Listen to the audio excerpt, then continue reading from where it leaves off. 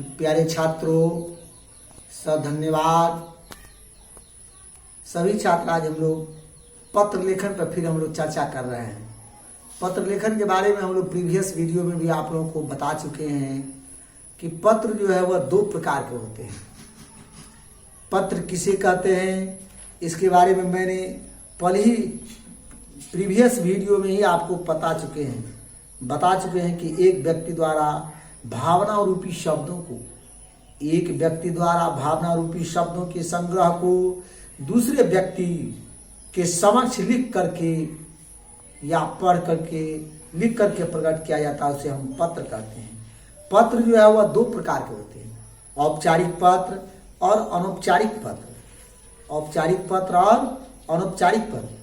तो औपचारिक पत्र जो है वह स्कूल प्रधानाध्यापक, सरकारी कार्यालय, व्यावसायिक पत्र, कार्यालयिक पत्र जो लिखे जाते हैं, ये व्यावसायिक पत्र, वे सभी औपचारिक पत्र में आता है।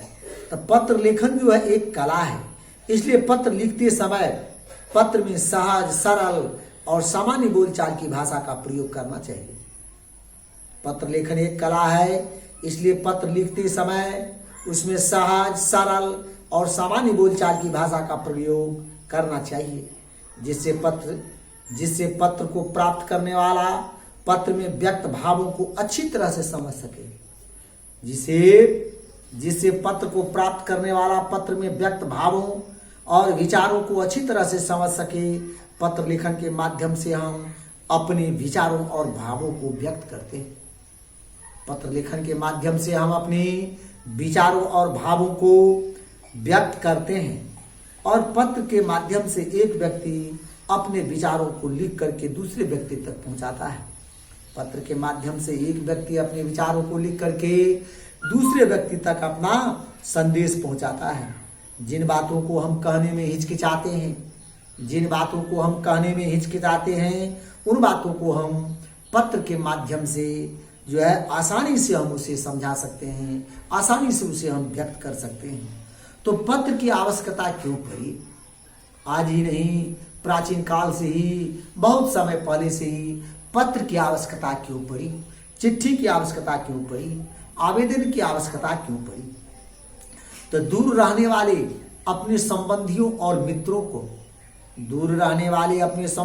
मित्रों की कुशलता जानने के लिए और अपनी कुशलता का समाचार देने के लिए, दूर दराज में रहने वाले अपने संबंधियों और मित्रों की कुशलता जानने के लिए और अपनी कुशलता का समाचार देने के लिए जो है हम पत्र लिखे जाते हैं।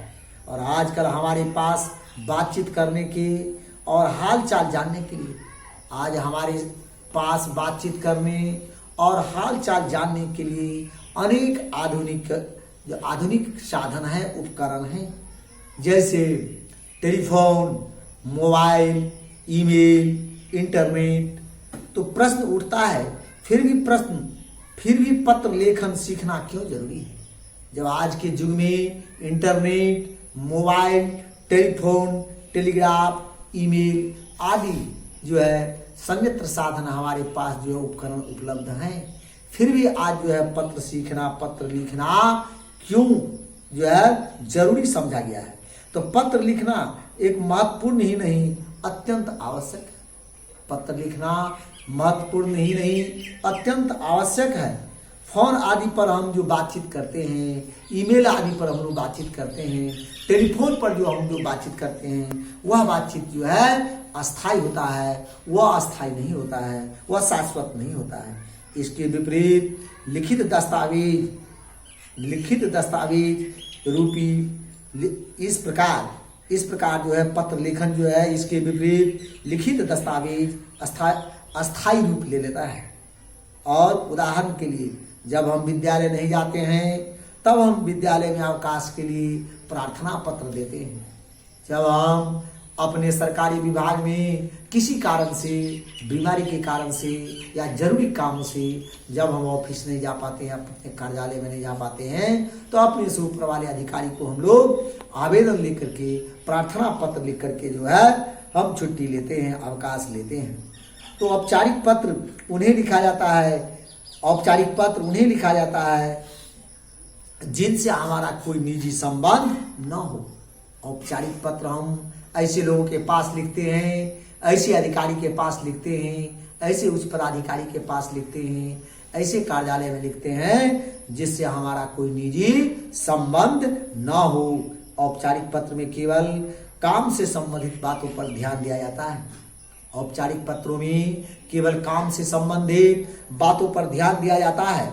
व्यवसाय से संबंधित प्रधानाचार्य के लिए प्रार्थना पत्र, आवेदन पत्र और सरकारी विभागों में लिखे गए पत्र और संपादन के नाम पर लिखे पत्र आदि औपचारिक पत्र कहलाते हैं।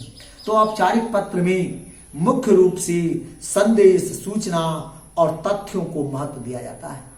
औपचारिक पत्रों पर संदेश, सूचना और तथ्यों को महत्व दिया जाता है। इसमें संक्षिप्तता अर्थात कम शब्दों में केवल काम की बात करना, स्पष्टता पत्र प्राप्त करने वाले को बात आसानी से समझ में आ जाए, ऐसी भाषा का प्रयोग स्वतः पूर्णता ही पत्र में कहने की अपेक्षा उम्मीद की जाती है। तो पत्र लेखन में जो है वे पत्र जो किसी व्यवसाय से जुड़े व्यक्तियों को भेजे जाते हैं या ऐसे व्यक्ति को व्यवसायिक जीवन से जुड़े हो उन्हें भेजे जाते हैं, तो वे पत्र औपचारिक पत्र कहलाते हैं। औपचारिक पत्र लिखने के लिए औपचारिक शब्दों जैसा कि श्रीमान, श्रीमती, निवेदन का प्रयोग किया जाता है। औपचारिक पत्र लिखते समय हम लोग श्रीमान, श्रीमती और निवेदन का प्रयोग किया जाता है। तो औपचारिक पत्रों से संबंधित जो है हम 2 पत्र आपको लिखे हैं। जैसे प्रधानाचार्य को अवकाश के लिए पत्र हम लिखेंगे, तो हम लिखेंगे सेवा में श्रीमान प्रधानाचार्य, ज्ञान भारती पब्लिक स्कूल, नवीनगर नवादा। और अवकाश के लिए तो हम लोग ये जो है विषय लिखना बहुत जरूरी होता है, क्योंकि जो है विषय में जो होता है शुरू वाला जो पद जो है सेवा से लेकर विषय और महोदय तक, इसमें 1 नंबर होता है। विवरम सविनय निवेदन यह है, यहाँ से लेकर के धन्यवाद तक इसमें 3 नंबर होता है। और लास्ट वाला जो एड्रेस हम लिखते हैं आपका आज्ञाकारी, छात्र, कक्षा, रोल नंबर और दिनांक, इसमें 1 नंबर है। तो बीच वाले विवरण जो है इस विवरण में 3 मार्क्स मिलते हैं। और ऊपर वाले जो होता है एड्रेस, जिसको हम पत्र लिखते हैं वहाँ का पता लिखा जाता है, उसमें 1 नंबर मिलता है। लास्ट वाला में 1 नंबर। तो कभी कभी एग्जाम में यदि आपके पास कम है समय है, पत्र लिखने का समय नहीं मिलता है, तो कम से कम आप फॉर्मेट डाल देते हैं, तो शुरू में आपको 1 नंबर मिल जाएगा और लास्ट में 1 नंबर, 2 नंबर तो 5 नंबर में मिल ही जाएगा। तो इन्हीं शब्दों के साथ मैं अपनी वाणी को विराम देता हूँ। सर धन्यवाद। सभी बच्चे जो है इसको ध्यान से देखेंगे। इसमें हम 2 औपचारिक पत्र दे रहे हैं। इन सारे पत्रों को आप जो है अपनी कॉपी में लिख करके इसे अभ्यास करेंगे। सर धन्यवाद।